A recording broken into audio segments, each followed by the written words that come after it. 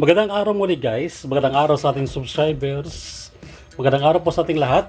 Guys, ang gagawin po natin ngayon for this episode, gagawa po tayo ng Korean and Filipino noodles. So, may pagka-slight version to guys ng jjajangmyeon. So, ito yung mga sangkap po guys.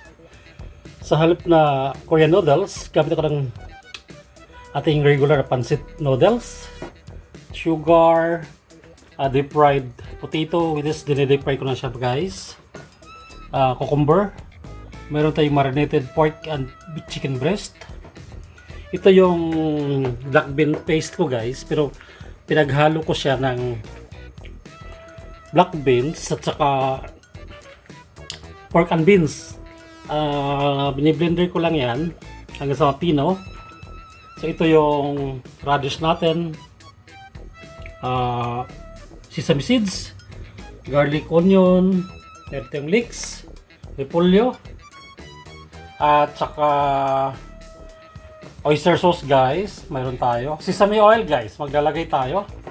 So itong noodles natin guys, binablanch ko na siya. So ito luto na lang siya, ihahalo na lang natin sa ating sauce mamaya, okay?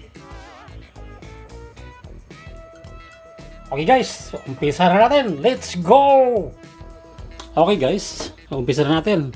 Hindi ko na pinakita sa inyo guys kung paano ko inihiwa kasi matagal. Pagluluto na lang tayo mag-focus, okay? Sibuyas. Transparent lang yan guys. Ang ating garlic.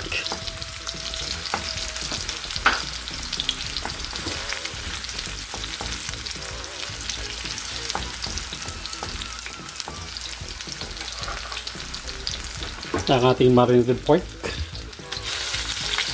Usually guys, ang pork natin, minamarinate ko lang siya ng soy sauce, salt, pepper,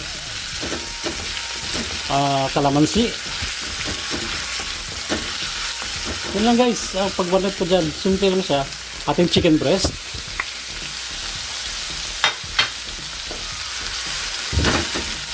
Filipino style lang to guys, hindi to authentic na Korean.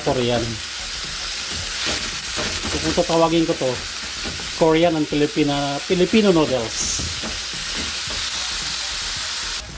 Okay guys, lutong-luto na yung ating chicken and pork.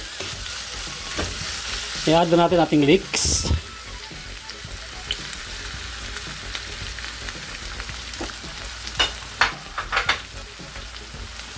Wash sugar guys, 1 kalahating tablespoon lang yan.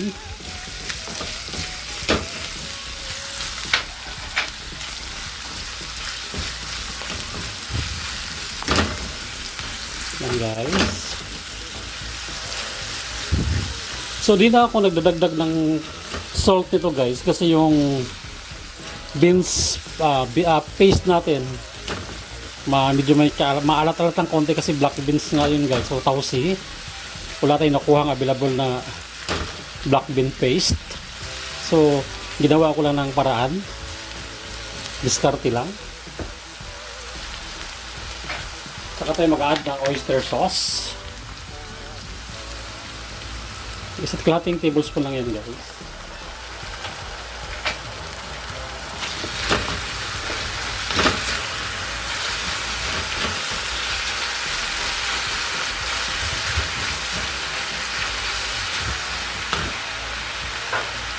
Ang ating paminta.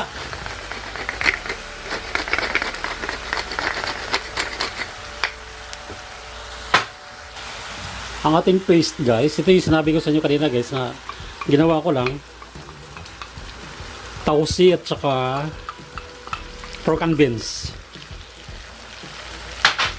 Medyo may kaalat-alat ng konti kaya hindi na ako nag-a-add ng salt. Usually guys, hindi talaga siya authentic na Korean food. Ito i-discarte ko lang. Pakita ko lang sa inyo yung alternative na paraan.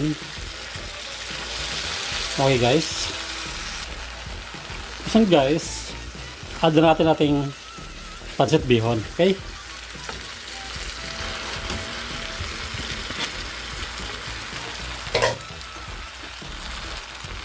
Halo-halo lang yan guys. I-reduce natin yung fire kasi luto na yung bihon natin guys eh. Halo-halo lang siya. Sarap, bango. Tapos guys, tsaka tayo mag-a-add ngayon ng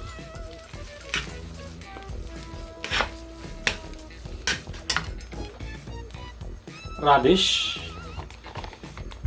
Parang malutong-lutong guys. Okay. Add tayo ng radish. Usually sa authentic ito guys, maitim talaga to. Pero hindi siya maitim kasi hindi ako nakaabil ng black bean paste powder. This is discarte ko lang talaga to guys. Ayan.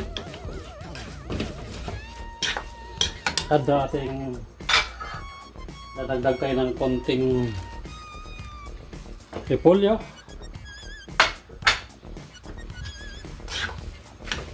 Parang pansit lang din ito guys, pero magkaiba ang lasa sa pansit. Okay.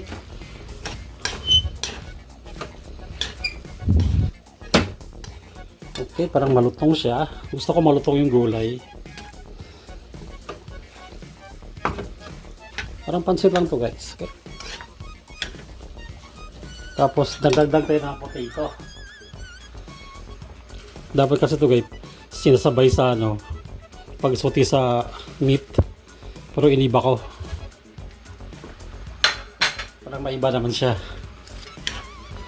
Para magkaroon din kayo idea. Or habang nag-isip ng lulutuin.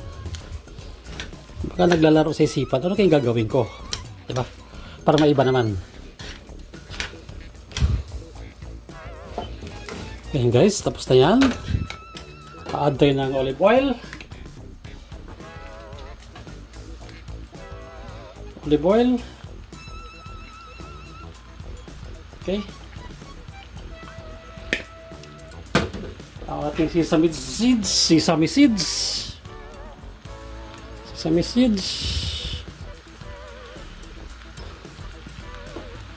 Lagyan lang guys, kadali. Parang tayo nagluluto ng pancit.